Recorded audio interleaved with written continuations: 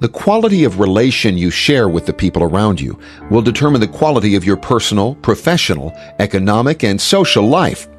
Our relationships teach us more about who we are and who we are not. Relationships challenge us to grow in ways we might not grow on our own.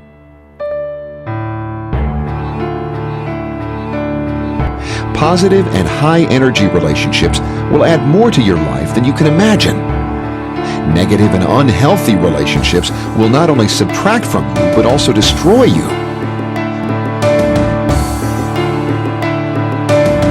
Our emotional life is primarily controlled by the nature of our relationships.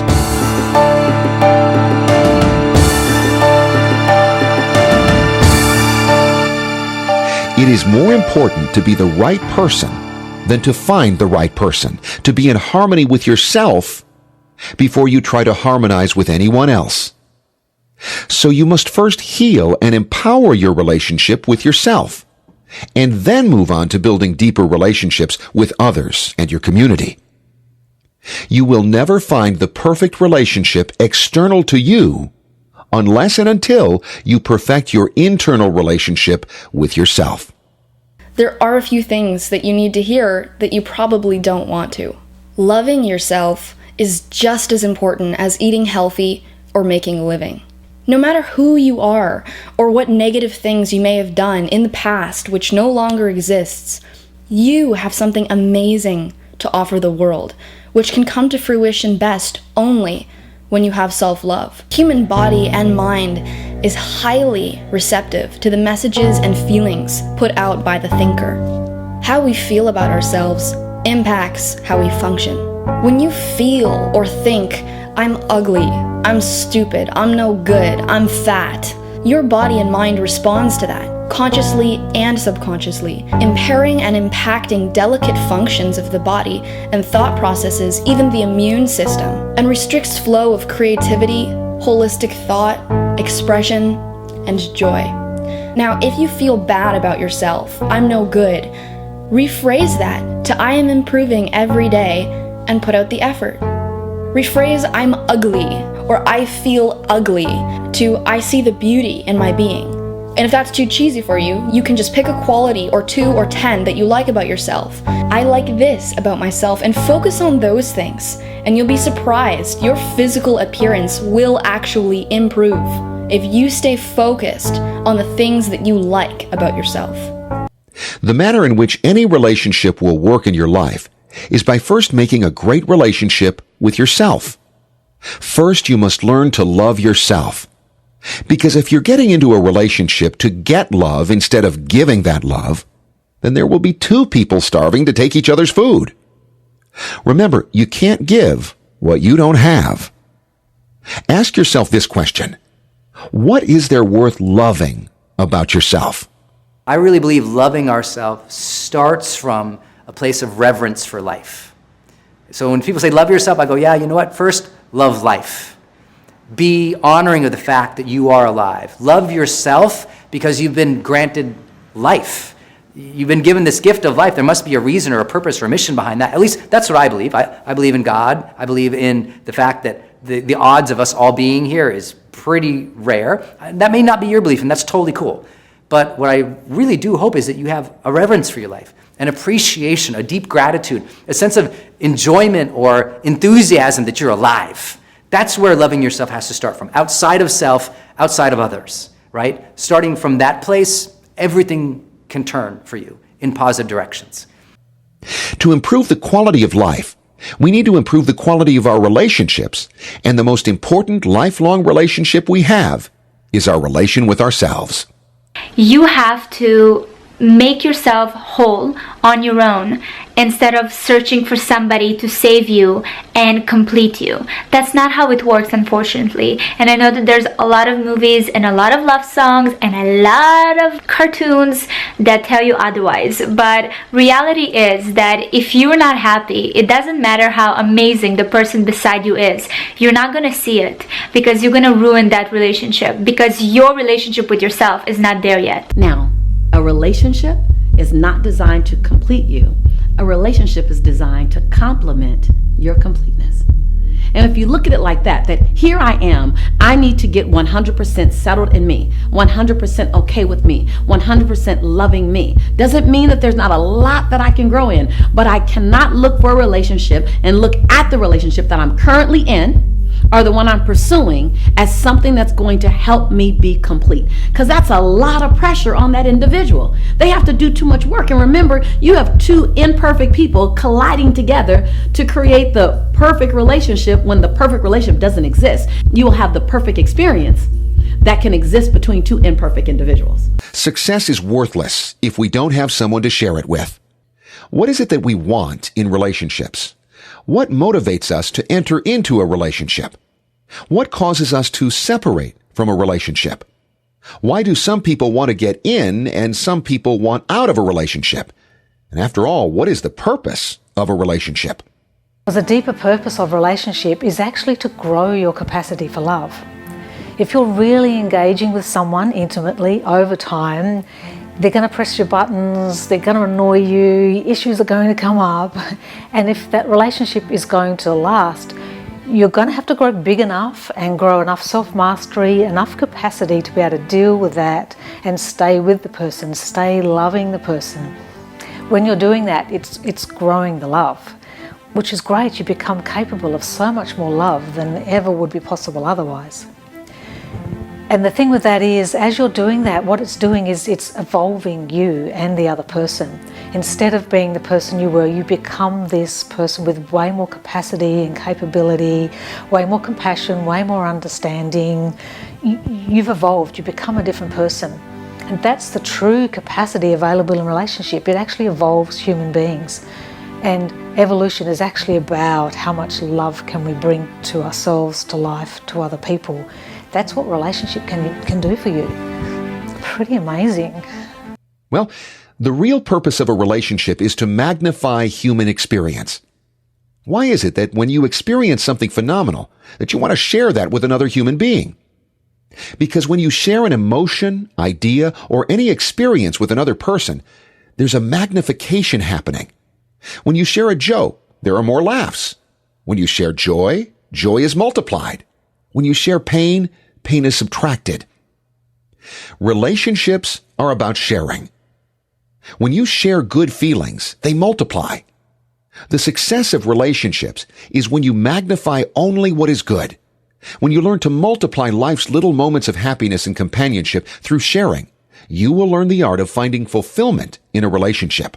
You're not in this world alone, that there's an interdependent experience, that other people around you get to share with you, that your greatness coupled with other people's greatness makes something that you haven't seen before. It's being willing to ask for help.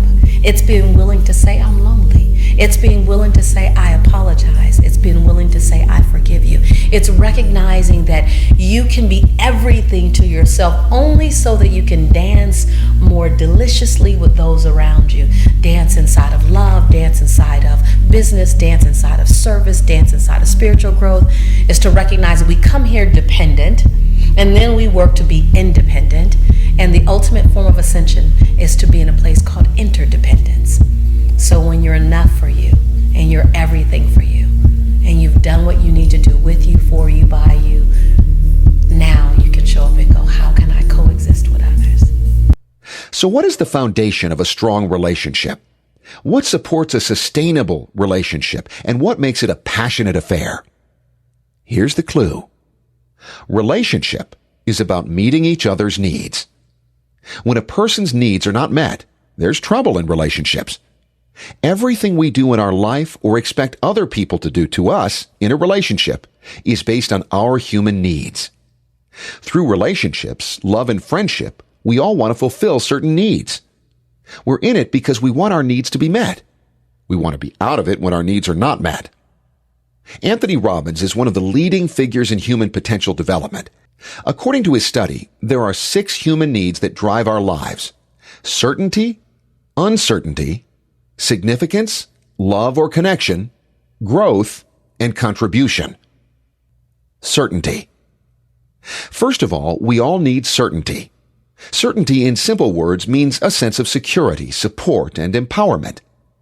In a relationship, certainty means someone to lean on and count on at all times. It's the assurance that you're loved by the other. It's the loyalty and security you expect from your spouse.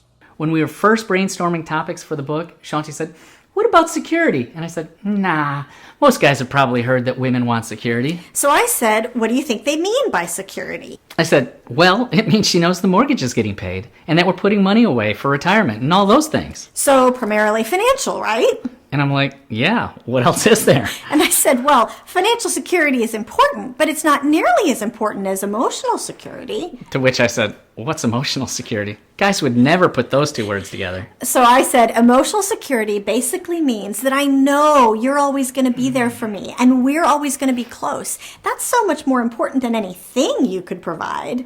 And I thought she was just weird. I said, "That can't possibly be true for most women," but she insisted it was. So we tested it on the survey, and what did we find? We found that if women had to make a choice, they would actually choose to give up financial security if that was what it took to get more of him. The survey question was essentially, if you had to make a choice that you wouldn't want to have to make, but if you had to, would you rather choose to endure financial insecurity and hardship, or would you rather choose to endure an insecurity arising out of a lack of love or closeness in the relationship?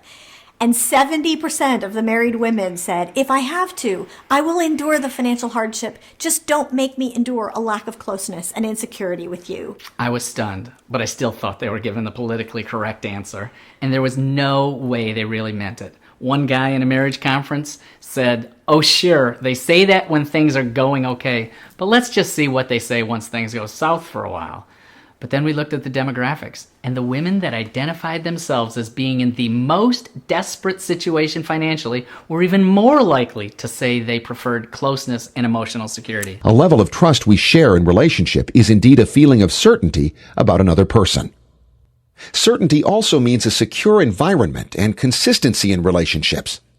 Code words for certainty are comfort, security, safety, stability, and predictability. So here are some questions to ponder over.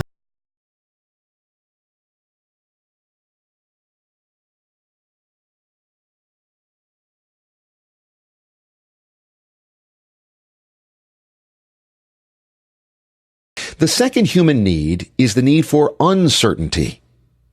Uncertainty is the need for variety and challenges that will exercise our emotional and physical range. Our bodies, our minds, our emotional being all require uncertainty, suspense, variety, surprise, and change. We all value uncertainty or variety to different degrees, but we all need it.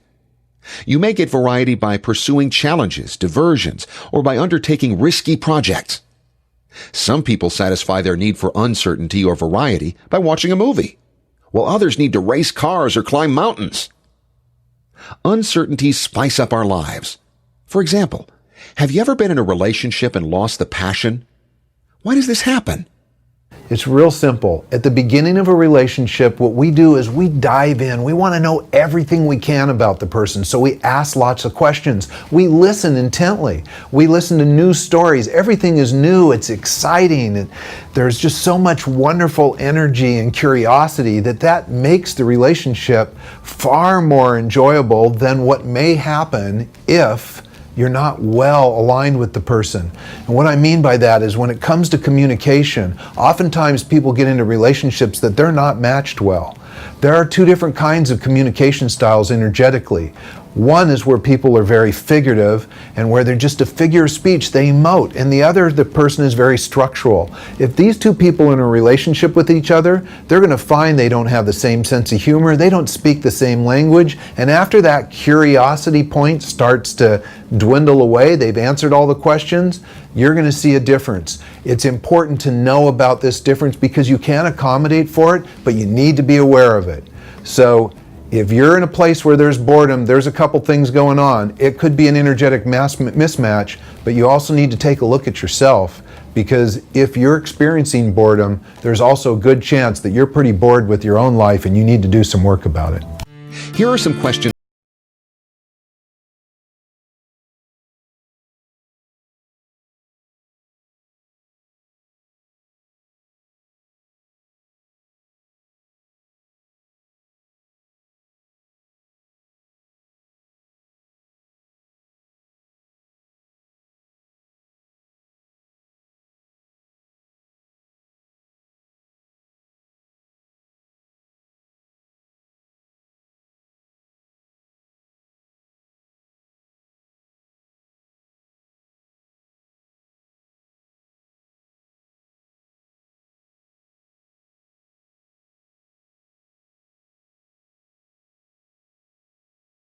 wanted.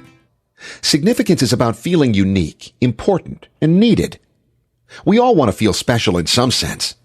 When we were kids, we all needed to feel that we were number one priority for our parents. If you had siblings, you competed with them for love and attention. You found your niche of approval, whether as the smart one, or the scrappy one, or the loving one, or the obedient one. You asked for attention, and you got your parents' and teachers' attention as teenagers. The need for significance lingers on through our adult life. This need has fueled you to become who you are today. In a relationship, people get to feel the significance when they are appreciated and felt special. When a partner's need for significance is not being met, the person will feel let down. Making another person feel important is the key here. You need to pay attention to your partner's needs as well. When you make others feel very important, you're serving their need for significance.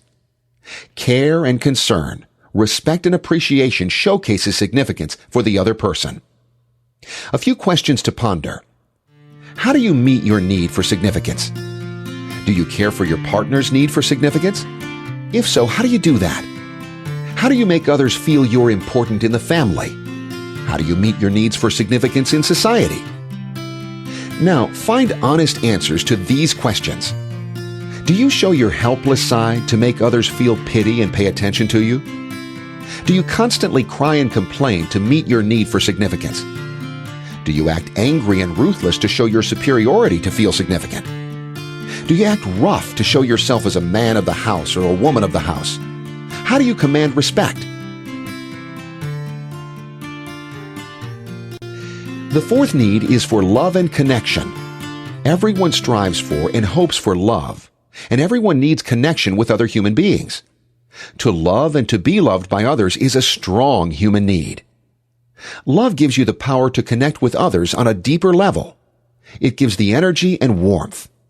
In a relationship, love is a sense of intimacy, connection, deep bonding, and a feeling of belongingness.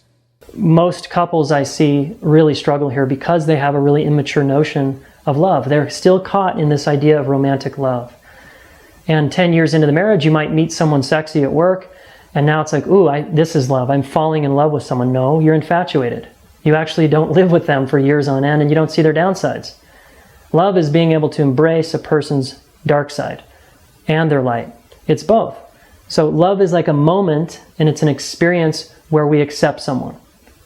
And it's not a state that we can maintain because of our limited human abilities. And if you get this, it's actually going to help you succeed in a relationship over the long haul, because you won't be stuck in a fantasy of infatuation and feeling good, and then when the challenge comes, running away from it. You embrace challenge, you welcome it on in, and you're holding both. And your partner is getting you to love yourself more so that you can love them more by claiming and re-owning the parts they're triggering you that have been disowned and in the shadows. This is love. Love gives you the power and responsibility to nurture another person's growth. Code words for love and connection are togetherness, alignment, unified, connected, and passionate. Now, an intriguing question for you. Who meets your need for love? Are you getting it from your spouse, or are you getting it from others like children or your parents? How do you meet your need for love from your partner? Do you give enough love to your partner? How do you show your love to your partner? How often do you say that you love your partner? Now, these four human needs are the needs of the personality and must be met at some level by everyone. The next two needs I'm going to speak about are the needs of the spirit, which are essential to human fulfillment. These needs are growth and contribution. Relationships either grow or they die. A relationship that grows together stays together. Our life is meant to expand. We're all meant to grow. Growth is a human need. Everything we do to enhance our quality of life is a depiction of how we're meeting our need for growth. When we stop growing, we die. We need to constantly develop emotionally, intellectually, and spiritually. So imagine if you were to go and start working out with a trainer, and you worked out for 6 months, and you lost some weight, and you toned up, and you looked absolutely fabulous. And then all of a sudden you just decided, okay, I'm good now, I'm going to quit. You're not going to maintain the same level of toned, the same level of energy that you might get from that if you just stop. If you don't continue to nurture your physical body through your workout plan, you're not going to get the same result. Well, the same thing happens in relationships. If we stop nurturing and connecting with our partner, that relationship is going to start to atrophy and to die. So continue to nurture and give into that relationship. Code words for growth are expansion, development, nurture, improvement, and enhancement. Now, a little introspection here. How do you grow your relationship? How do you encourage your partner to grow as a better human being? How are you contributing to your growth as well as your partner's growth? How do you make your relationship get better day by day? What is it you must do to make that happen? The sixth and last human need is the need to contribute. Contribution requires that you go beyond your own needs and give to others. Most emotional problems and sources of pain disappear when you focus on serving someone other than yourself. Therefore, contribution is the human need that effectively regulates your other 5 needs. If you're focused on contribution, you have the certainty of being able to contribute. You can have a variety of human experience because contribution is interactive. You can feel significant because you're a contributor. You can experience connection because there is a spiritual connection while you're contributing to others. And you'll experience growth because contribution requires you go beyond your own needs. To give more, you must become more. Contribution means being useful to the world. It's engaging yourself physically and spiritually to touch other people's lives. Meeting all other needs will make you successful, but if you want to be fulfilled, you need to be a contributor. Contribution is about enriching other people's lives. It's about adding value to society. Significance is about you, but contribution is not about you. It's about empowering others. It is giving as well as receiving. It's about becoming valuable. If you're focused on growth and contribution, it's difficult to get bored or depressed in your life. People who are happy in life are people focused on growth and contribution. The question is, how well do you contribute? How well do you allow your partner to contribute to your success? How well do you contribute to your partner's success? Are you nurturing your partner's dream as much as you nurture yours? Well, you've quite understood what the primary human needs are. Now your job is to find out how you are meeting those needs and how your partner is meeting their needs. If you're in a relationship with somebody and you meet one of their needs, you're going to have an acquaintance. You meet 2 of their needs, you're going to have a friend. You meet 3 of their needs, you're going to have a deep friendship or love. You meet 4 of their needs, it's going to be a deep love. You meet 5 or 6 of their needs, you're going to have a love slave. They ain't going anywhere.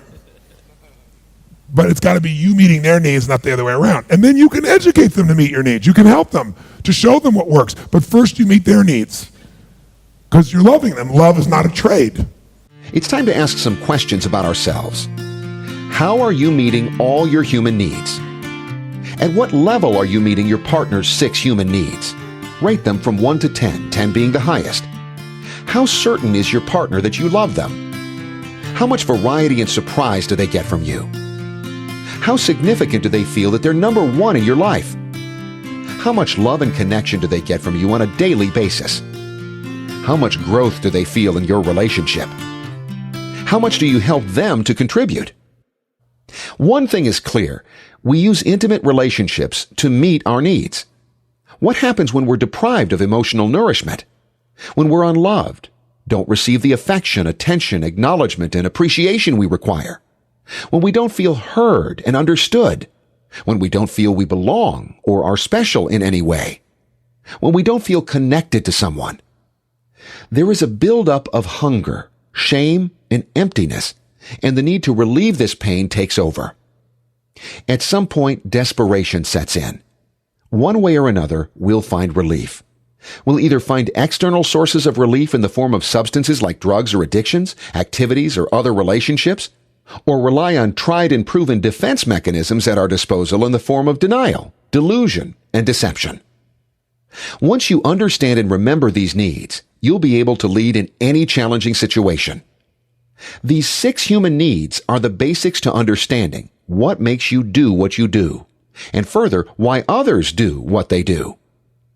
All of us have our needs in priority. Ultimately, everyone is after meeting their needs.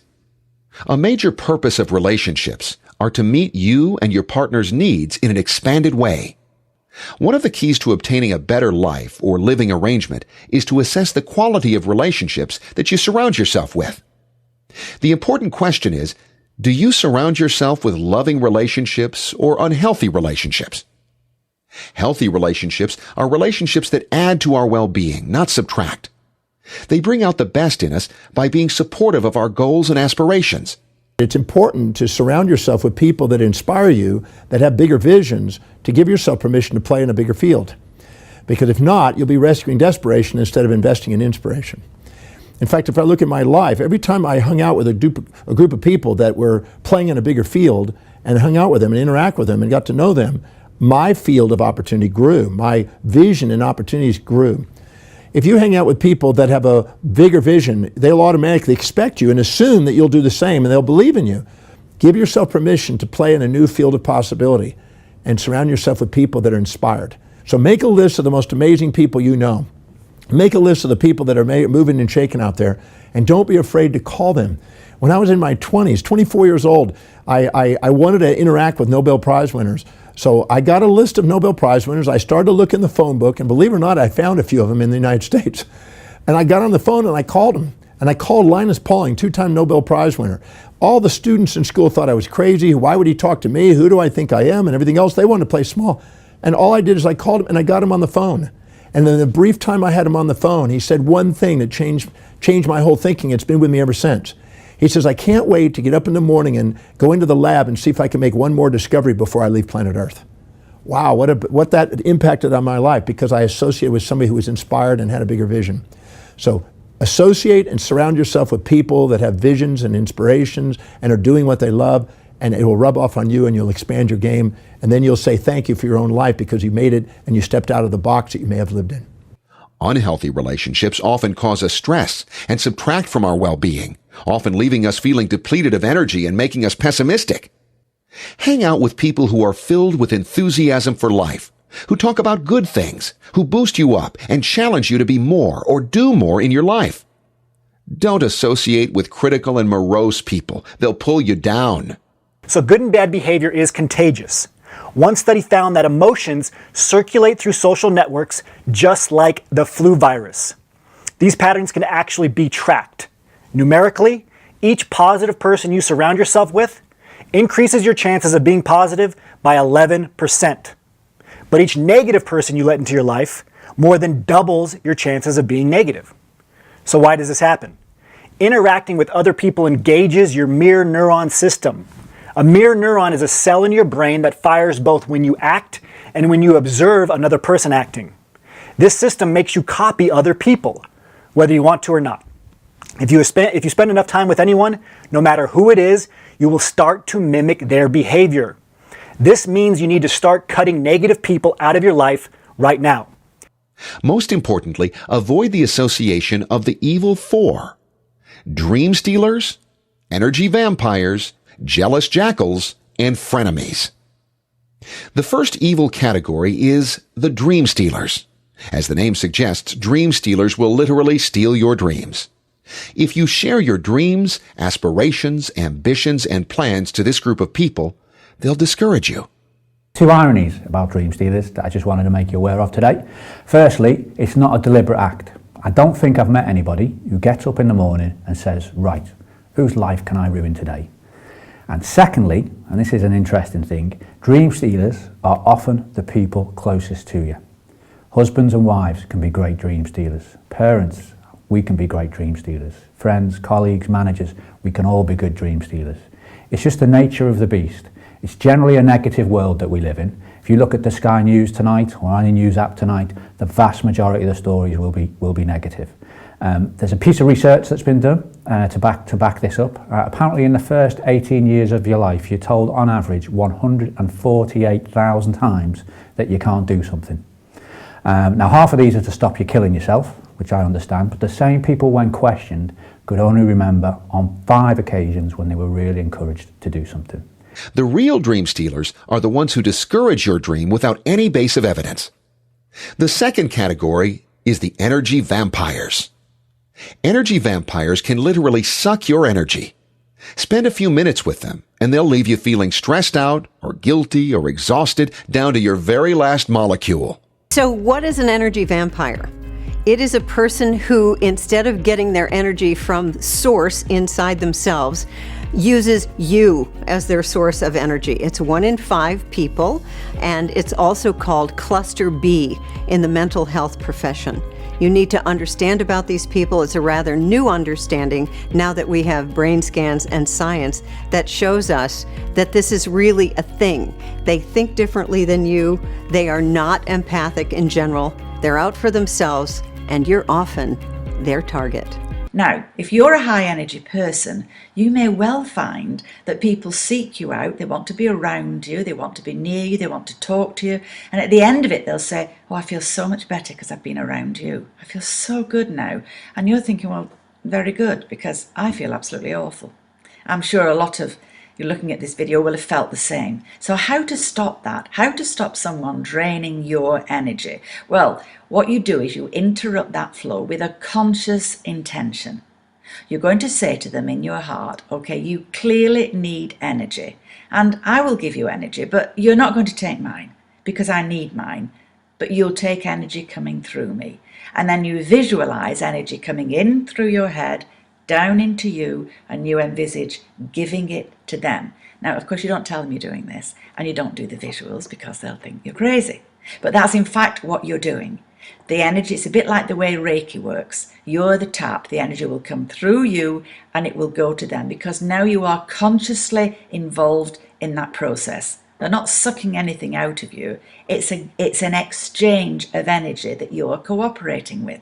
And at the end of the half hour, they're going to feel better. And they'll say, now I feel so much better.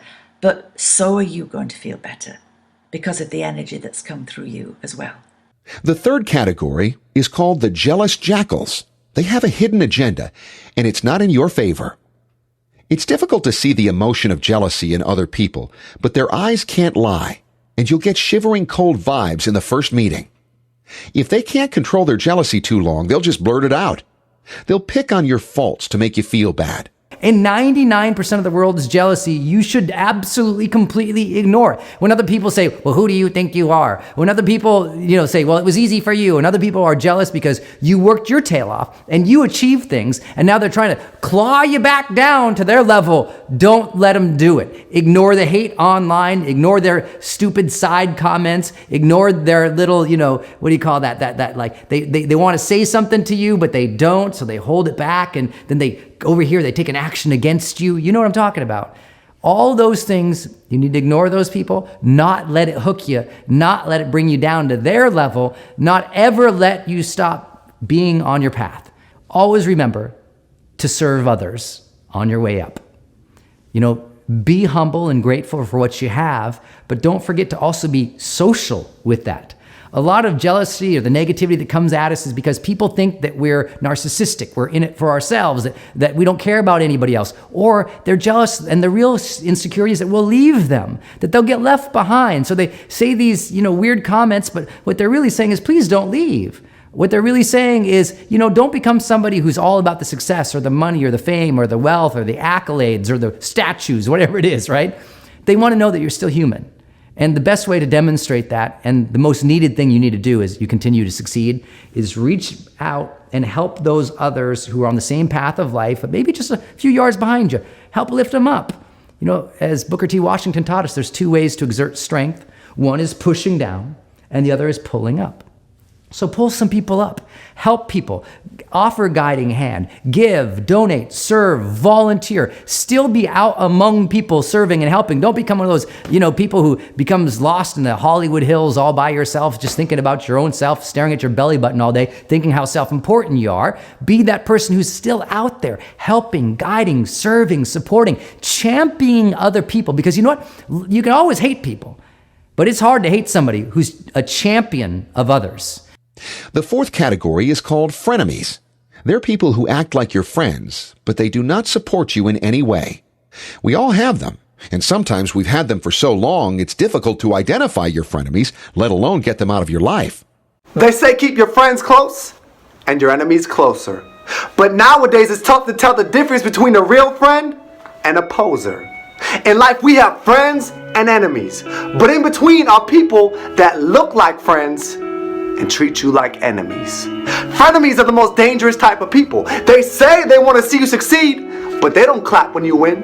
And when people are two-faced, you can't trust either one of them. But if you characterize people by 3 actions, you will never be fooled by their words. 1. People who judge your character based on your condition. Life is filled with people who think they can look at your contacts and come to the correct conclusion about your character. But just because I'm set back doesn't mean that I'm not coming back. Just because I'm laid off doesn't mean that I'm lazy. Just because I'm a single mom doesn't mean that I'm struggling. I don't need people to analyze what I did. I need people to encourage what I'm about to do. 2. People who let you struggle with no support. Have you ever been in a struggle and you were shocked that people you thought would be by your side, they didn't stand by your side? Next time you find yourself with your back up against the wall, grab a pen and paper and take attendance. Because the best thing about the worst times of your life is you get to discover who your real friends are. Real isn't who's with you at your celebration. Real is who's standing next to you when you hit rock bottom and they're saying, I got this side, you take that side. Together, we gonna take this thing out. 3. People who expect you to fail in your future. These are the people who dismiss your dreams, saying that you can't succeed, you didn't come from the right place, you didn't come from the right background, and it's these same people who check up on you just to see if you fail. Well, I got news for you. I'm still here and I'm still winning. See, sometimes it's not the people who change, it's their mask that falls off. So believe what you see, because real eyes recognize real lies. Now you are warned about this sect of people. The reason why this part of the relationship comes with so much warning is a simple truth. People affect our lives more than planets and stars do. People are your most important resources.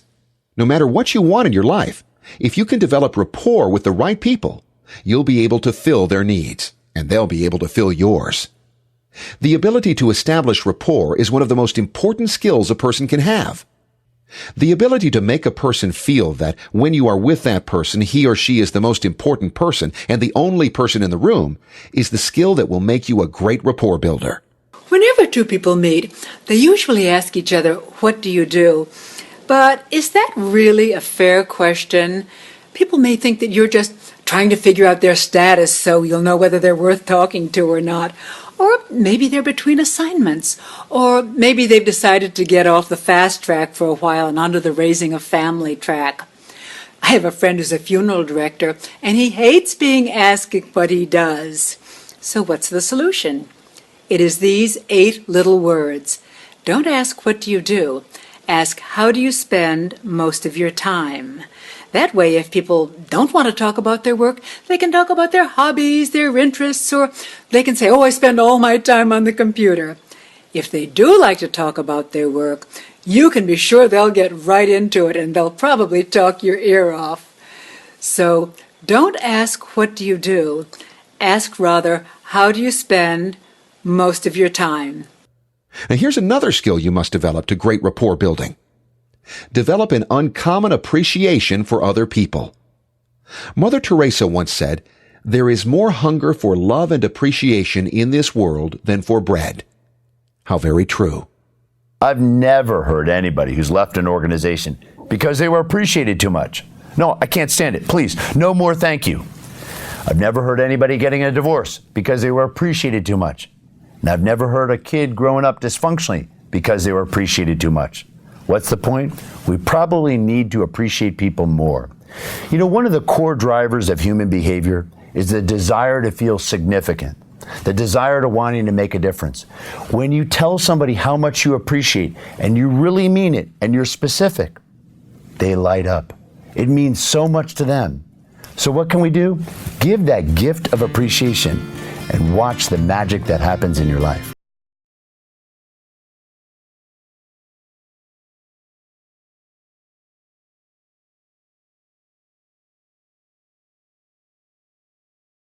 I know about relationships. When you talk about living an abundant life, when you get to the end of your days and you're sitting in your rocking chair and you really can't do too much other than just chillax, you don't need to do anything else. You've lived a full life. You're not going to ever look at, I should have bought one more car. I should have bought a bigger house. You'll never look at your possessions, your work, or your finances. The thing that you're going to, I believe, spend the majority of your time in your final days when there's nothing else for you to do other than just kind of relax. You're going to look at the quality of your relationships. You're going to say, I should have said I love you more often. I should have put up healthy boundaries. I should have given love a chance, or I should have stepped out of that unhealthy relationship sooner, quicker, faster. I should have figured out how to communicate. I should have figured out what could make it easier for us to dance together. Whether the dance is with your lover, your husband, your wife, whether the dance is with your children, whether the dance is with your sister or your brother, whether the dance is with your parents. The dance is the dynamic in which you guys exchange and you relay to each other. A relationship is a relay. Relationship. A relay. And so when it's not working, it's a co-creation of something that's not working. I know it looks like it's just them, that they are absolutely crazy, bunkers, but it's not. They're not just stubborn. They're not just difficult to be with. It's a relay that's happening.